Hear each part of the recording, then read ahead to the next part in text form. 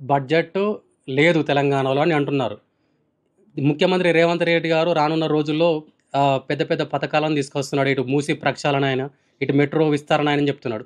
So ఇప్పుడు budget లేని క్రమంలో దాన్ని ఎట్లా సాధ్యమవుతుంది అసలు? కేంద్రాన్ని మెడల్ వంచి తీసుకొస్తారు రేవంత్ రెడ్డి గారు. ఓకే, ఇప్పుడే అడ్మినిస్ట్రేషన్ని సెట్ చేసుకొని తెలంగాణ రాష్ట్రంలో ఉన్నటువంటి టోటల్ అడ్మినిస్ట్రేషన్ని ఒక తాటిపైకి తీసుకొచ్చే పనిలో నిమగ్నమై ఉన్నాడు రేవంత్ రెడ్డి గారు.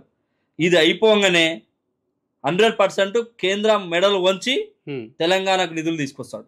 ఇది మాత్రం 100%. రేవంత్ రెడ్డి గారి మీద పూర్తి నమ్మకం ఉంది మాకు. ఓకే, 100% తెలంగాణ డెవలప్ చేసే ఏకైక వ్యక్తి ఉన్నాడు అని అంటే తెలంగాణ వచ్చిన తర్వాత. సో 100% ఇవన్నీ పూర్తయితే అని అంటున్నారు. పూర్తయితే అని నేను ఒకటి మాకున్న పరిధిలా ఎంతవరకు చేయాలో అంతవరకు చేస్తాం.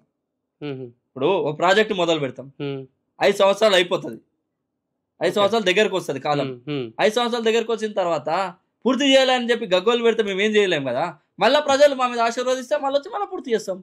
ఇలా కేసీఆర్ని 10 ఏళ్ళు చూసిరు ఆయన ప్రభుత్వాన్ని. అంటే ఇప్పుడున్న పరిస్థితిని చూస్తే మళ్ళీ కాంగ్రెస్ వచ్చే అవకాశం లేదని చెప్పేసి వీళ్ళు మాట్లాడుతున్నారు కదా, బీజేపీ వాళ్ళు, బీఆర్ఎస్ వాళ్ళు. వాళ్ళు పొత్తుల మాటలు, అది పొత్తుల సర్ది. వాళ్ళు పొత్తులే, వాళ్ళు పొత్తులు 100% పొత్తు. చూడును 100% పొత్తు వాళ్ళది. వాళ్ళు 100 మాట్లాడతారు. 100% మేము ఇంకొక 10 సంవత్సరాలు మేమే ఉంటాం, ఈ 5 ఇంకో 5 సంవత్సరాలు మేమే ఉంటాం. తర్వాత ప్రజలు ఒకవేళ నచ్చకపోతే తిరస్కరిస్తే ప్రతిపక్షంలో ఉంటాం.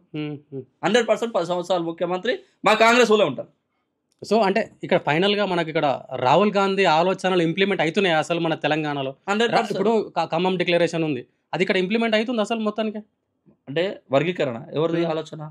రాహుల్ గాంధీ గారిది. ఇంప్లిమెంట్ చేస్తున్నామా లేదా?